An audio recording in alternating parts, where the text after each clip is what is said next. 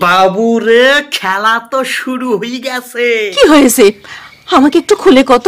অবশেষে অনেক জল্পনা কল্পনা এবং কিছু পাইসো নেতাদের সুন্দর করে হোগা মারি ফাইনালি পশ্চিমবঙ্গে এসআইআর হইতে যাচ্ছে। আজ্ঞে হ্যাঁ, একদিন ধরে যেই সব উংলা জুংলারা অবৈধভাবে আমাদের পশ্চিমবঙ্গে থাকতো তাদের চুলের মুঠি ধরে বর্ডারের ওই পাশ।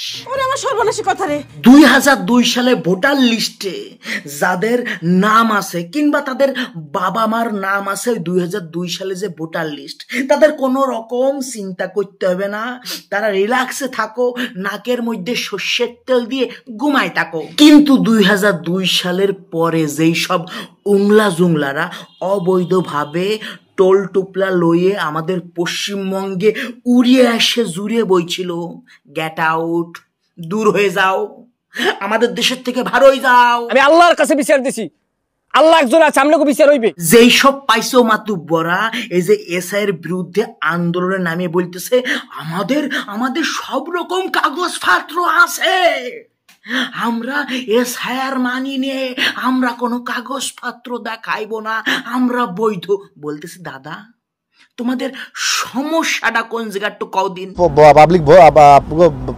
তোমাকে যদি বৈধ কাগজপত্র থাকে তাহলে তোমাদের তো কোনো রকম টেনশন করা উচিত না, তোমরা তো ভারতেই থাকবা, সে তুমি রাম হও কিংবা রহিম। আর তুমি যদি অবৈধ অর্থাৎ উংলা জুংলা গোত্রের মাল হও তাহলে সসম্মানে তোমার তো আমাদের ভারতবর্ষ তথা পশ্চিমবঙ্গ ছাড়তে হইবে দাদা।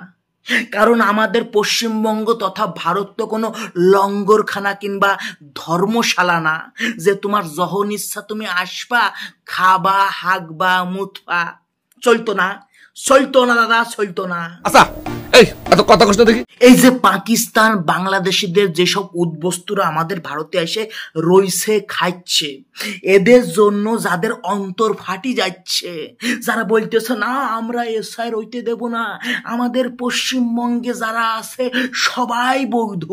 আচ্ছা, যদি বৈধ হও তাহলে বৈধ কাগজপত্র দেখাইয়ে নিজেকে একদম পুরো বৈধ প্রুফ করাইয়ে নাকে সর্ষের তেল দিয়ে ঘুমাই থাকো। তোমাদের তো আন্দোলন করার কোনো কারণ দেখতেছি না, কারণ তোমরা তো বৈধ। কথাটার মধ্যে পয়েন্ট আছে। তোমরা না আটকির ফুলারা দুই বেলা নিজের বুড়ো বাবা মারে খাতি দিতে চাও না, পারলে পরে তাদেরকে বাড়ির থেকে তারাই দিতে পারলে তোমরা বাঁচি যাও। তোমরা আবার এইসব উদ্বাস্তু যারা আমাদের পশ্চিমবঙ্গ তথা ভারতে উড়িয়ে এসে জুড়িয়ে বইছে তাদের অধিকারের জন্য লড়াই করতেছ, আন্দোলন হুদাচ্ছ, এটা হাস্যকর। এটা হাস্যকর, হাস্যকর, এই দেশের জনগণের জন্য হাস্যকর। তুমি হিন্দু হও কিংবা মুসলিম হও না অন্য কোনো ধর্মের মানুষ, তোমার যদি বৈধ কাগজপত্র থাকে তাহলে তুমি সেফ, পরিষ্কার পরিচ্ছন্ন কথাবার্তা। কিন্তু তোমার কাছে কাগজপত্র নাই, তুমি বলতেছো আমি বৈধ, আমি ওই হারানের ছল, আমি মকবুলির ছল, মানতাম না। দেখো বাপ, এই যে 2025 সালে আধুনিক সময় এসে মানুষের কথার থেকে দামি হচ্ছে কাগজপত্র। অনেকে বলতেছে 2002 সালে ওই সময় কি মানুষজনের তো কিছু বসত নাকি, আমরা ওইসব কাগজপত্র সম্বন্ধে তো সজাগ ছিলাম না।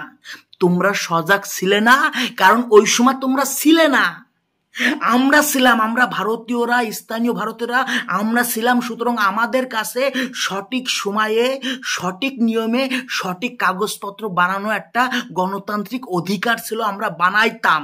কিন্তু তোমরা কি করে বানাইবা?